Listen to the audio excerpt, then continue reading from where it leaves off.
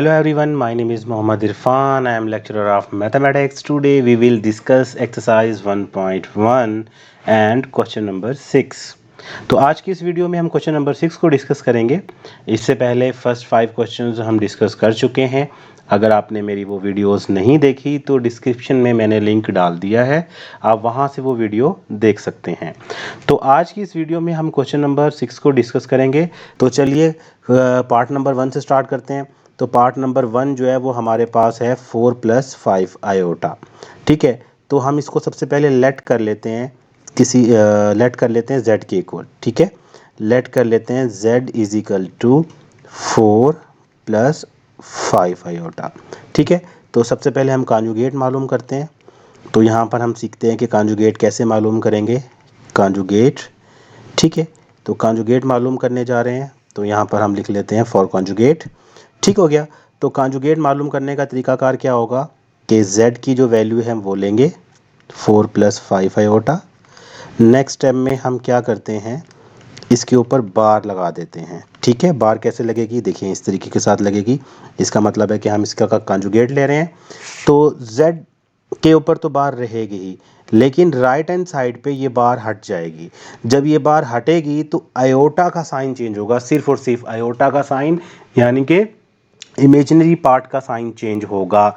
तो यहाँ imaginary part के साथ प्लस है, तो यहाँ पर क्या आ जाएगा, माइनस आ जाएगा। तो ये जो है ना, हमने क्या किया, हमने कॉन्जुगेट ले लिया। ठीक हो गया, ये हमारे पास कॉन्जुगेट आ गया। अब हम चलते हैं एब्सोल्यूट वैल्यू की तरफ। ठीक है, तो यहाँ पर हम मेंशन कर देते हैं for absolute value, absolute value. ठीक हो गया, यहाँ पर मेंशन कर देते हैं फॉर एब्सोल्यूट वैल्यू। ठीक है, z क्या था हमारे पास, z हमारे पास था 4 + 5 आयोटा।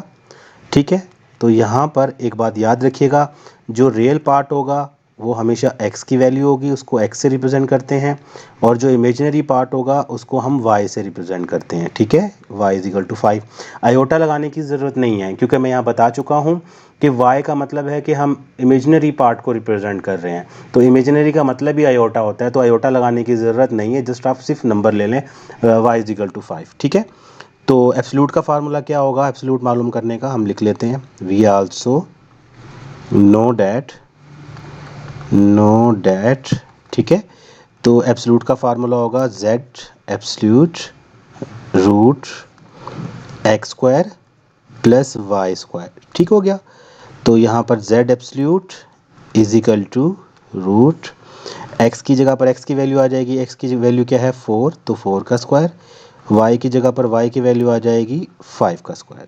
ठीक हो गया, तो यहाँ पर इसको हम सिंप्लीफाई कर लेते हैं। z का एब्सोल्यूट =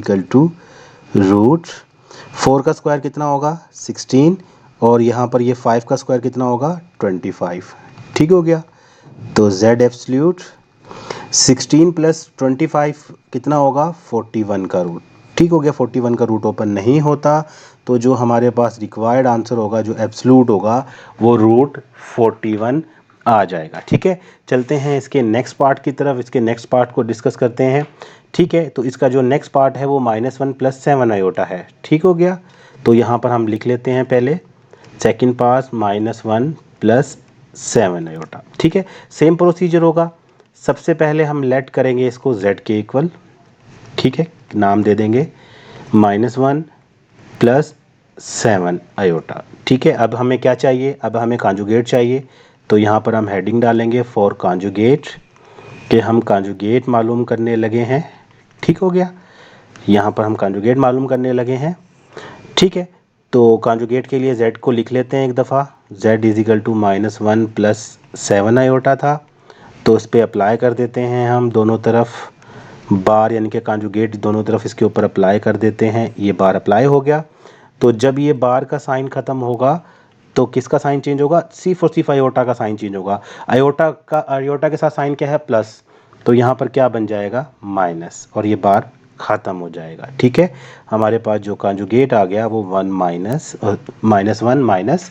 - 7 आयोटा आ गया। ठीक हो गया, तो अब हम मालूम करने लगे हैं फॉर एब्सोल्यूट वैल्यू, एब्सोल्यूट, ठीक है, एब्सोल्यूट वैल्यू एब्सोल्यूट वैल्यू जो है ना उस मालूम करने के लिए हम पहले z की वैल्यू लिखेंगे। z कितना है हमारे पास, एक्चुअल z जो था, जो मेन z की वैल्यू थी, -1 + 7 आयोटा। ठीक है, हेयर x किसके इक्वल होता है, हमेशा रियल पार्ट के, तो रियल पार्ट यहाँ पे -1 है।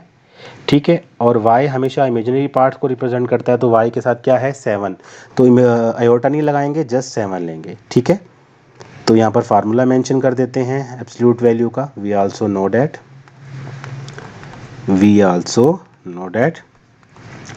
z absolute root x² + y²। ठीक है, तो यहाँ पर z का एब्सोल्यूट, x की वैल्यू कितनी हो जाएगी, -1 प्लस यहाँ पर y की वैल्यू हो जाएगी 7। तो z एब्सोल्यूट, यहाँ पे 1 का स्क्वायर 1 होता है और 7 का स्क्वायर 49 होता है, तो z एब्सोल्यूट रूट 50। ठीक हो गया। तो थोड़ा हम इसको मज़ीद सिंप्लीफाई कर सकते हैं, तो थोड़ा मज़ीद सिंप्लीफाई कर लेते हैं इसको। तो आप 50 को लिख सकते हो, ठीक है, 5 × 5 × 2, 5 5 दा 25 × 2 50।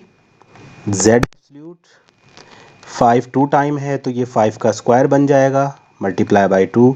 हम जानते हैं कि रूट के अंदर जो स्क्वायर वाली वैल्यू है वो बाहर निकल आती है, बशर्त वो मल्टीप्लाई हो रही हो, 5√2। तो जो हमारा रिक्वायर्ड आंसर होगा वो 5√2 होगा।